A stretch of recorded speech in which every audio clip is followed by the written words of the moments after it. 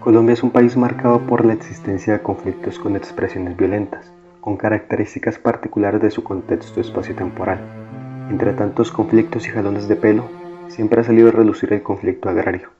En ese sentido, tenemos la oportunidad de presentar en este video unas consideraciones sobre la incidencia de la reforma agraria del 36 en la creación de las autodefensas campesinas.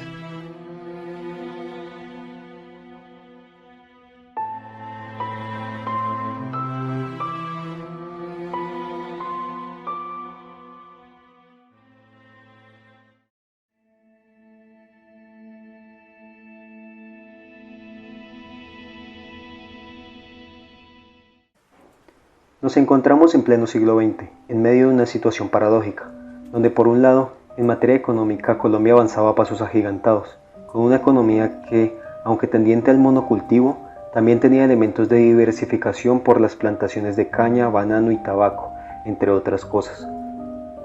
Por otro lado, la situación iba en caída libre, con unos primeros 100 años de república bastante agitados, plagados de numerosas constituciones, disputas partidistas, una regeneración y la pérdida de Panamá, situaciones políticas que entrando el siglo XX empiezan a estabilizarse, pero el descontento social es cada vez más evidente, profundizado por el camino rápido hacia la industrialización, endeble, lenta y deficiente, donde la población empezaba a concentrarse alrededor de las ciudades, crecía el número de empresas extranjeras en invertir en el país, las tasas de natalidad subían y las de mortalidad bajaban por la mejora de los servicios de salud. En Colombia existían diferentes formas de economía rural. Para la primera mitad del pasado siglo no había una sola forma homogénea de explotación de la tierra, sino más bien una combinación de formas de alta complejidad. Se tenía pues desde el campesino que arrendaba la tierra y cultivaba al mismo tiempo las porciones del patrón, hasta el campesino independiente y las grandes empresas que empleaban a los jornaleros y eran las dueñas de los medios de producción, distribución y exportación. Sin embargo, esencialmente había una división dual en la estructura agraria. En un lado, el sector plenamente moderno de producción capitalista y minoritario, y por otro, el sector premoderno que se distinguía en el minifundio campesino y el latifundio. En este sentido, se hace claro que el debate sobre la tierra que se debía dar en el Congreso era complicado. El gobierno no tenía una tarea fácil. Tenía que hacer lo posible para implementar políticas públicas justas, teniendo en cuenta siempre la virtual imposibilidad que las condiciones rurales del país de esa época le imponían. Además de eso, para este mismo periodo el poder real de los hacendados era inmenso. Con este nos referimos al que tienen dentro del municipio o el corregimiento donde se encuentran sus haciendas, sus relaciones con la policía, la justicia y el poder ejecutivo. Existían hacendados que o no tenían títulos reales sobre la tierra o habían adquirido irregularmente títulos sobre grandes porciones de terreno o que eran verdaderamente los dueños, pero una gran parte de la tierra se encontraba en estado de abandono. Entonces los campesinos de la época estaban en una terrible posición. O ganaban el derecho irrefutable y permanente sobre la tierra, o se sometían al arrendamiento bajo las duras condiciones del patrón, o perdían la tierra y eran declarados desposeídos. Las condiciones en las que el campesino promedio vivían eran muy duras. Gracias a la ambigüedad de las leyes, los hacendados podían gozar de múltiples beneficios dentro del ordenamiento legal rural. Es decir, la flexibilidad legal en cuanto a temas agrarios hacía que los dueños de la tierra tuvieran casi total inmunidad, ya que existían varias condiciones que, amañando la ley, los terratenientes podían usar a su favor. Así, los hacendados podían prohibirles a los campesinos un tipo particular de cultivo o forzarlos a cumplir labores de servidumbre dentro de las haciendas, lo que no hace falta describir para deducir las precarias condiciones que esto representaba. Los constantes choques entre la población civil y la fuerza represiva del gobierno alertaban sobre la clara postura en favor de los hacendados que tenía el gobierno en medio de esta lucha de clases.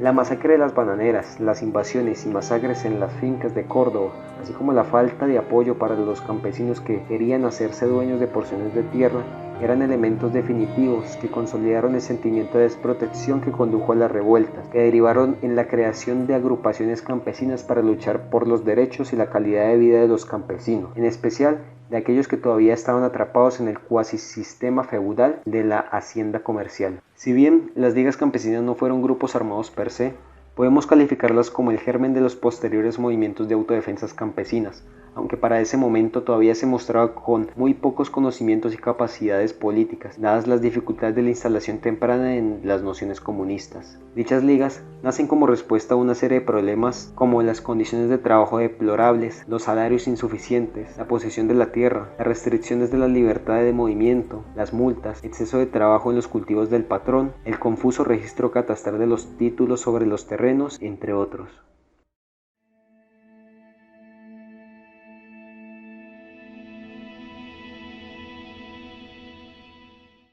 La economía agraria explicada se legitima y se constituye en un orden jurídico a partir de la estructura política. En este sentido, el gobierno de Alfonso López Pumarejo promulgó la Ley 200 de 1936, Ley de Tierras, como parte de su revolución en marcha. El Congreso de la República aprobó y consolidó un marco legal para el asunto de tierras, de baldíos y los derechos de los campesinos. La ley también expresa la forma en que el Estado podía adquirir terrenos baldíos dentro de un periodo de tiempo mediante la extinción de dominio. Igualmente explica cómo un particular, en este caso un campesino, que ha trabajado la tierra, puede adquirir el terreno. Con esto se pretendía mejorar las condiciones de los campesinos, ya que a la mayoría de este sector social se le arrebataba sus propiedades para la expansión de las haciendas. Ello muestra la implicación de López en la creación de las condiciones materiales para el desarrollo del conflicto agrario colombiano. La contradicción que supuso la revolución en marcha fue que se desarrolló en el sentido menos esperado para el gobierno de turno, con un conflicto agrario que trascendió hacia las generaciones venideras.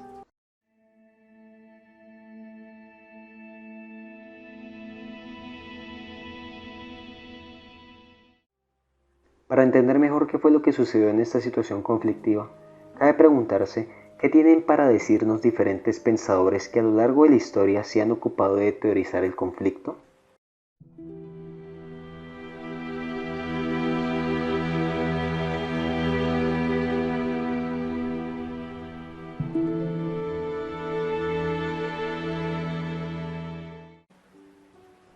Fue nombrada por el politólogo Graham Allison como la trampa de Tucídides para describir la tendencia conflictiva de dos potencias mundiales en torno a la acumulación de poder. En otras palabras, se refiere a la tensión estructural letal que se produce cuando una potencia nueva reta a otra establecida de manera implícita, creando las condiciones para que estalle una guerra. Tucídides se enfocó en la inexorable tensión causada por el rápido cambio en el balance del poder entre dos potencias rivales. En su caso, las potencias militares enfrentadas eran Esparta como la potencia hegemónica y Atenas como la potencia naciente. Estas dos polis se tenían una gran rivalidad, ya que ambas personificaban bandos con visiones distintas. En todo conflicto se presentan intereses manifiestos e intereses latentes. Los manifiestos son los que se expresan de manera explícita con palabras, gestos o actos. Los intereses latentes son mucho más complicados de descifrar, dado que habitualmente no se expresan de manera abierta.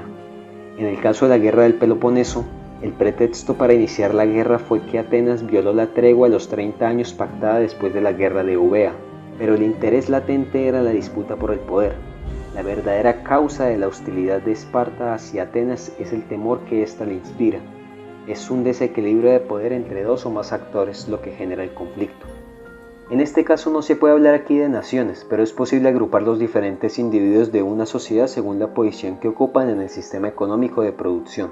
Por un lado, tenemos a los trabajadores rurales como la clase que va tomando fuerza gracias a sus levantamientos armados y gracias a las leyes implementadas por el Estado, como por ejemplo la Ley 83 de 1931, la cual legalizó las agrupaciones campesinas que tenían como objeto la defensa de los derechos y el mejoramiento de la calidad de vida de los campesinados del país. Por otro lado, como segundo actor en este conflicto, tenemos a los terratenientes como clase que intenta guardar sus privilegios a pesar de las leyes y las luchas agrarias en su contra, utilizando artimañas legales, violencia y amenazas contra esta clase campesina trabajadora que va tomando fuerza. La clase terrateniente, que recubre a diferentes actores como el clero, siente temor cuando sus privilegios comienzan a ser afectados y por ende el conflicto agrario entre estas dos partes se recrudece. Además, Tucídides concebía que la historia avanzaba por medio del conflicto, iniciando por un caos que culminaría en un orden. Esto se puede ver reflejado en que el conflicto agrario es la génesis del conflicto armado interno colombiano, que al día de hoy vemos cómo avanzó hasta la implementación de una nueva constitución pluralista e integradora de varios sectores sociales y además avanzó a un proceso de paz, generando de esa forma un orden en el sistema social y político.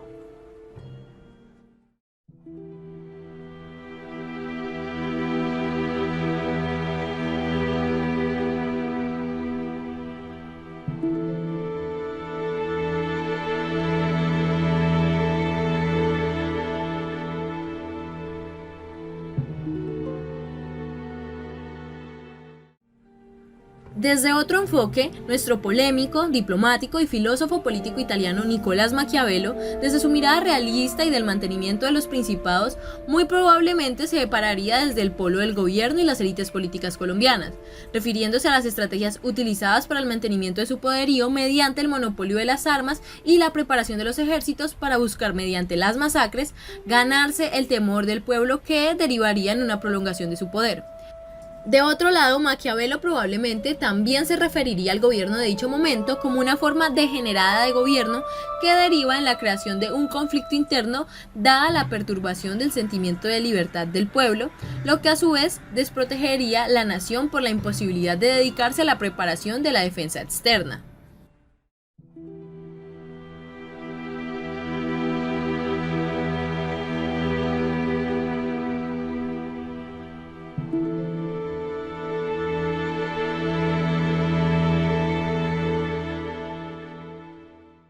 En una línea de ideas similar, Clausewitz se refiere también a la importancia de las armas para el mantenimiento del poder. Podría pensarse que en dicho escenario de conflicto en Colombia, él defendería el uso de las mismas, pues afirmaba que mientras así fuera solo un actor el que se mantuviese armado, sería un error para sí mismo que cualquier otro decidiese desarmarse.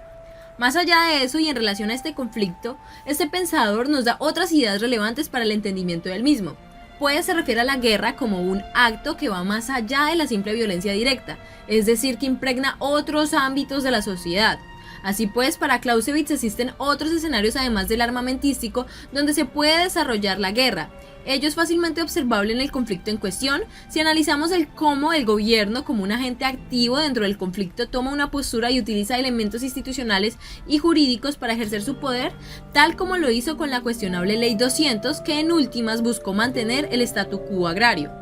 Además, se puede entender desde Clausewitz el accionar violento de ambas partes del conflicto, dado que deciden utilizar la guerra como un medio para el cumplimiento de sus fines políticos sin importar cuáles fueran esos.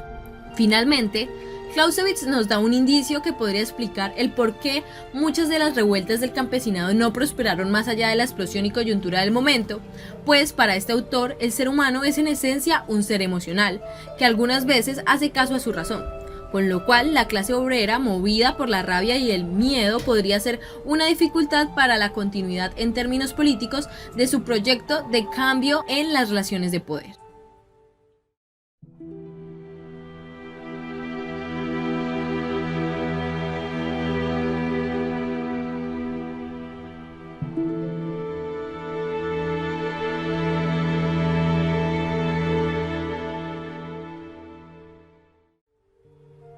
Sigmund Freud era de suma importancia el desarrollo del individuo. Este dependía bastante de los conflictos en el cual estaba relacionado. Freud expresa una visión del individuo en dos instintos, Eros y Tánatos.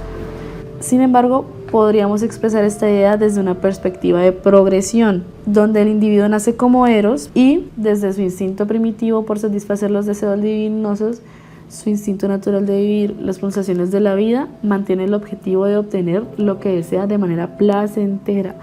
Aquí este personaje cuando se desarrolla en un conflicto puede acabar en dos fases, como Eros o como Tánatos. Se entiende que la reacción a este conflicto es natural, puesto que el campesinado Eros se encontraba en una terrible posición. Por esto, la incidencia del intento fallido de recuperación de los derechos fundamentales de una población abandonada por el Estado, que la cual era muy importante para la economía, fue la que propició un derramamiento de las supuestas soluciones inmediatas de la ley.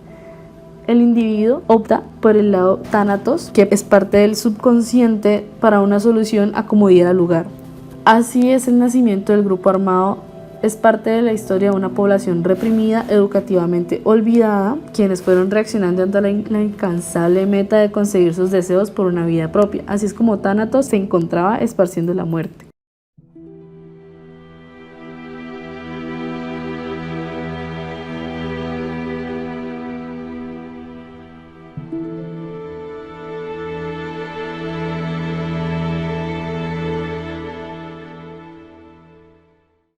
La teoría de la personalidad autoritaria indica que existen unos rasgos específicos de la personalidad profundamente arraigados que predisponen a algunos individuos a ser más susceptibles o adoptar con mayor facilidad las ideas totalitarias y antidemocráticas.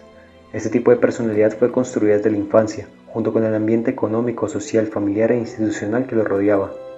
El individuo que presenta este tipo de personalidad se siente atraído por ideologías políticas particulares, como por ejemplo el fascismo.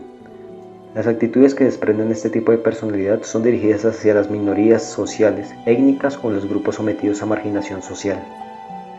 Este tipo de personalidad se caracteriza por presentar actitudes intolerantes como la xenofobia, el racismo, la discriminación social, formas de pensar estereotipadas y conservadoras.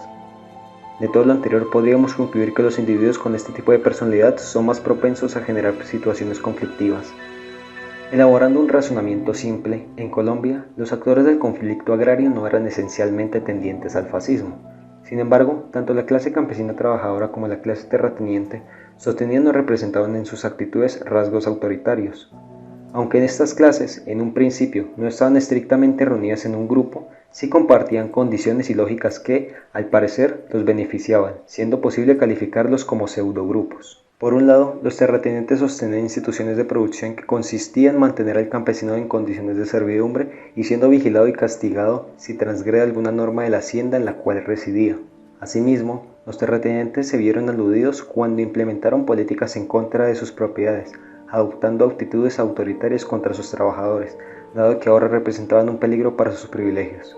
Como por ejemplo, aprovechando su posición de superioridad, deciden eliminar alguna relación laboral sin aviso previo, generando una condición de vagabundaje al campesinado. Al adoptar estas actitudes es evidente que no se encontraban abiertos al diálogo y mucho menos a aceptar tan fácilmente las medidas del gobierno, lo cual generó una condición conflictiva que impidió el desarrollo de esta reforma agraria.